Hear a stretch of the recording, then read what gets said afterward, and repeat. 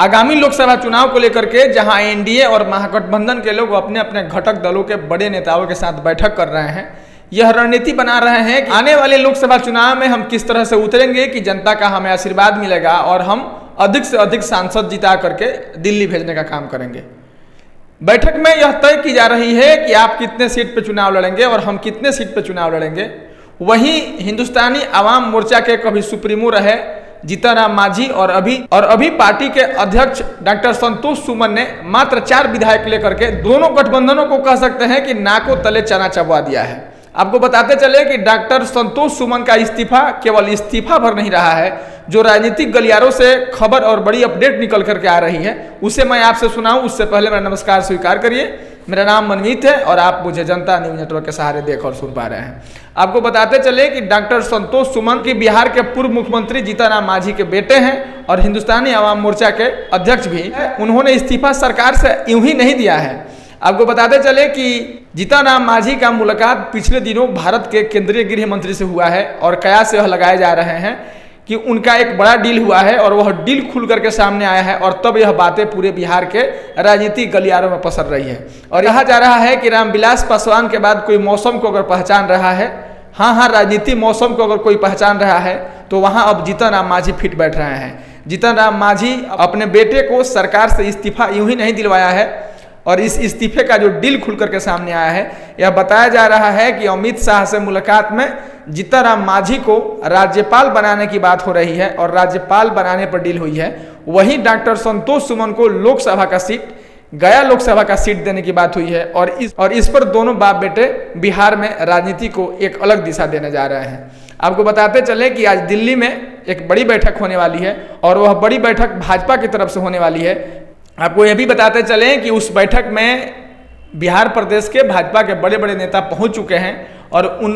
उन नेताओं की माने तो उनका यह कहना है कि जीतन राम मांझी का अमित शाह से मुलाकात एनडीए गठबंधन में स्वागत का मुलाकात है और डॉक्टर संतोष सुमन को बिहार से दिल्ली भेजने का मुलाकात है।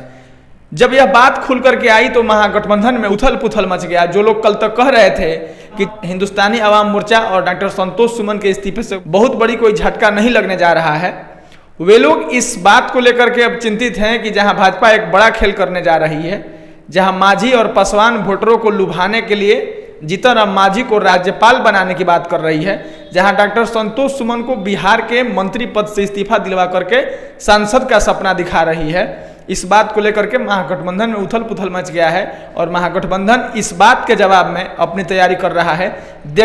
यह देखना गौरव तलब होगा कि आने वाले 23 जून को होने वाले विपक्षी दलों के बैठक में किस बात को लेकर के डील होता है और कितने कितने सीटों पर तमाम पार्टियां मानती हैं। वहीं आपको बताते चले कि जीतन राम मांझी और डॉक्टर संतोष सुमन से इस बात पे जब पूछा गया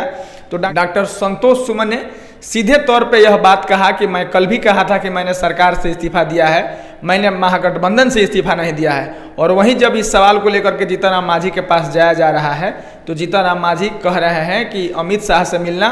और भारत के केंद्रीय गृह मंत्री से मिलना राज्यपाल बनना नहीं होता है और किसी पार्टी विशेष के लिए मिलना नहीं होता है। यह समझिए कि बिहार का कोई नेता भारत के किसी गृह मंत्री से मिला है, राज्यपाल और लोकसभा जैसी कोई बात नहीं है। लेकिन वहीं दिल्ली के भाजपा द्वारा हो रही दिल्ली के बैठक में जा रहे भाजपा प्रदेश के तमाम बड़े नेताओं से यह बात पूछिए तो वे लोग खुलकर के यह बात कह रहे हैं कि एनडीए में जीतन राम मांझी का स्वागत है और बिहार से दिल्ली जाने के लिए डॉक्टर संतोष सुमन को हम लोग सहारा करेंगे। इस बात से आप सीधे तौर पर समझ सकते हैं कि किसी बिहार सरकार में कोई व्यक्ति अगर मंत्री हो और वह इस्तीफा दे दे तो इस्तीफा कोई यूं ही नहीं देता है। और सूत्रों की माने